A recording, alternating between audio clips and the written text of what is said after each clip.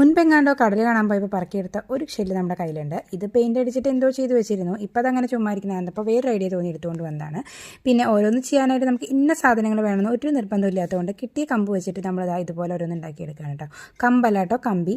അപ്പോൾ നമുക്കിന്ന് കിട്ടിയത് ക്ലോക്കിൻ്റെ ആ ഒരു നീഡിലായിരുന്നു.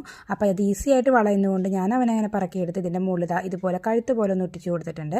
നമുക്ക് ഏതാണ്ട് ഒരു ഫ്ലമിങ്ങോ പോലത്തെ ഒരു ബേർഡിനെ നമുക്ക് ഉണ്ടാക്കിയെടുക്കാം കേട്ടോ. ആ പറഞ്ഞത് കുറച്ചുകൂടി പോയില്ലേ എന്ന് എനിക്കൊരു സംശയമുണ്ട്, എന്നാലും അവിടെ കിടക്കട്ടെ.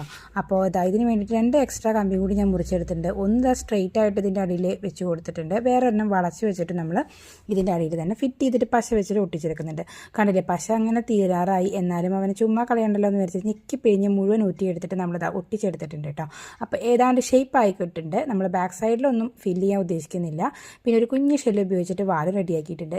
ഭാഗ്യത്തിന് ഇതുപോലൊരു സംഭവം കിട്ടിയിട്ടുണ്ട്. കുറച്ച് ക്ലേ വെച്ചിട്ട് ഒന്ന് ഫിക്സ് ചെയ്ത് കൊടുത്തിട്ട് ചുമ്മാ പെയിൻറ്റ് ചെയ്തെടുക്കാൻ പോകുന്നുണ്ട്. അപ്പോൾ ഒരു ലൈറ്റ് റോസ് ഷെയ്ഡ് അല്ലെങ്കിൽ ഒരു റെഡ് ഷെയ്ഡ് വെച്ചിട്ടാണ് നമ്മൾ പെയിൻറ്റ് ചെയ്തെടുക്കുന്നത്. ഒരു കുഞ്ഞ് കണ്ണൊക്കെ ഫിറ്റ് ചെയ്ത് കൊടുത്തപ്പോൾ നല്ലൊരു ഡെസ്ക് ഡെക്കർ റെഡി ആയിട്ടുണ്ട്. സിമ്പിളായിട്ട് ഉണ്ടാക്കാൻ പറ്റുന്ന ഒരു ഡെസ്ക് ഡെക്കർ. അപ്പോൾ എന്തായാലും നല്ല ഉറപ്പായിട്ട് ഇരിക്കുന്നുണ്ട് കേട്ടോ. കണ്ടിട്ട് ഇഷ്ടപ്പെട്ട ലൈക്ക് ചെയ്യാൻ മറക്കരുത്.